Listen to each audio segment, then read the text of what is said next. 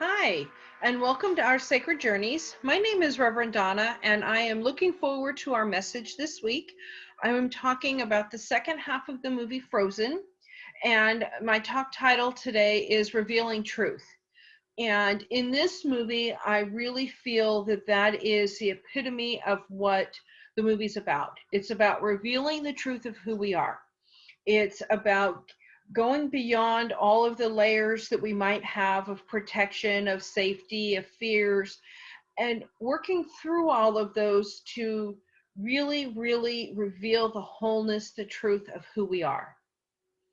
In the movie, as you might remember, it talks about the story of two sisters, Anna and Elsa, and others who are part of their journey together, but it truly is about the sisters. And in the movie, Elsa has a superpower that she doesn't understand. And because of incidences that happened when she was little, she feels that this power is bad. She feels that it will hurt people that she loves the most. And so great lengths are taken to protect not only Elsa, but also everybody else. In the meantime, forgetting the effects it has. And I wonder for us, when we come across something that we don't understand within ourselves, that maybe we think will hurt instead of help or heal, we try to ignore it, we try to cover it, we try to um, do whatever it is not to acknowledge it. And in the movie, as the movie progresses, Anna goes after Elsa and gets hurt. And through the movie, there's this realization that an act of true love can heal Anna. And there's a misunderstanding of what that means, act of true love. So as they go through the rest of the movie, they're the different people in the movie, the different characters feel like it has to be one certain way, and that turns out not to be, for those of you who've seen the movie. And what actually does help at the end is Elsa's about to be killed, and she feels like that's what should happen because she feels she has hurt her sister has died. The, Arendelle is frozen. She's really feeling that this is her fate. And Anna steps in with her last bit of energy and saves her sister.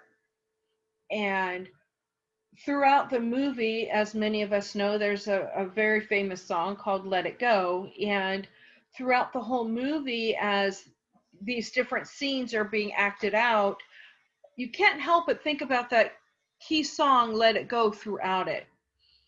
Letting go of this perfect person that everyone thought I should be, who I thought I should be. I'm going to step into my power. And I wonder if we could do that too.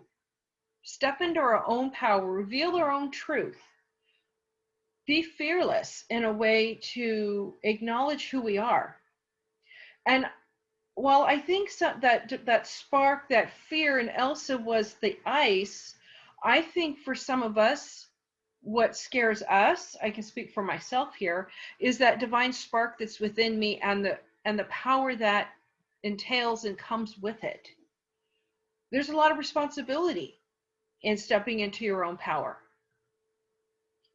One of the, as many of you have heard me share over the years, one of my favorite things that drew me to metaphysics and drew me to science of mind and religious science was the fact that we were taught that we are accountable for our life, that we are responsible for our choices and our actions. And if we don't like what's on the outside, we need to change on the inside. So if I'm not liking a certain experience I'm having here, I can go back to my thinking and change my thought. How I change my thought now will affect my tomorrow, will affect how I'm feeling moving forward. And in this time of year, in February, we're getting ready for spring.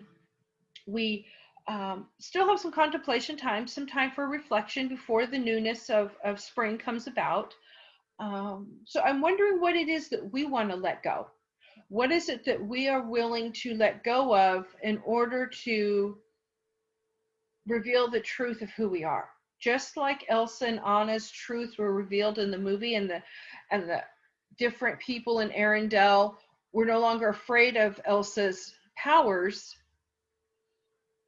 and neither was Elsa. She had to learn how to control them. And I think we also need to learn how to control some of our thought beliefs and how we're responding to things. Ernest Holmes taught that there is a power greater than us in the universe, and we can use it. That's that divine spark that's within us. Marianne Williamson says that many times it's not our fear of failure that can keep us stuck, it's our fear of success.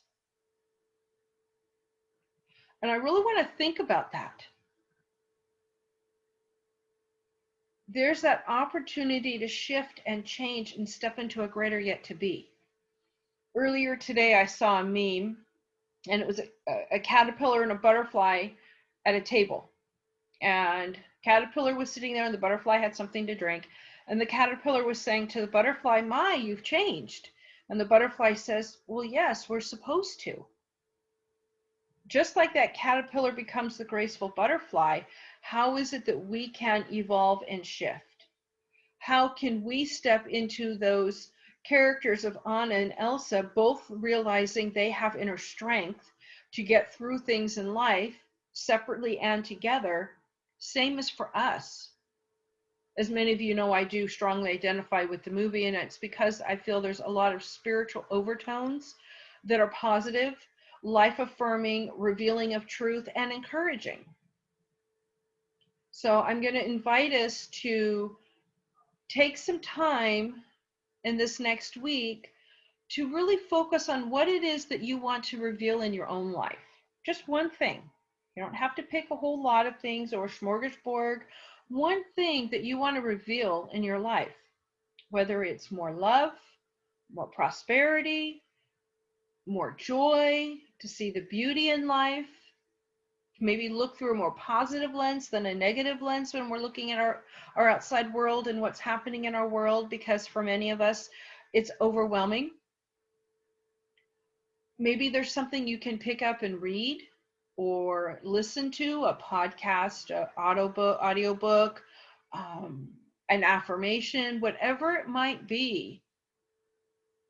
I'm going to invite you to step into your truth of who you are now. Just like Anna and Elsa did in the movie, and all the other characters came together, Kristoff and Sven and Olaf, they all kind of came together and created an amazing team.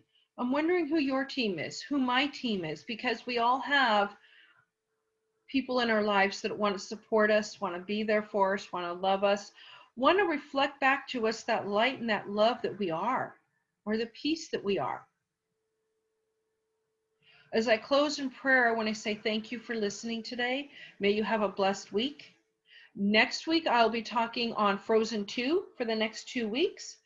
And this Sunday is Valentine's Day, so I'm going to post a short ceremony on Sunday.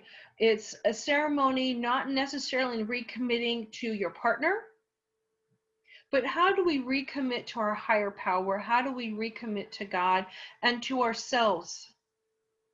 So look for that on Sunday. And if you have any questions or concerns, don't hesitate to reach out.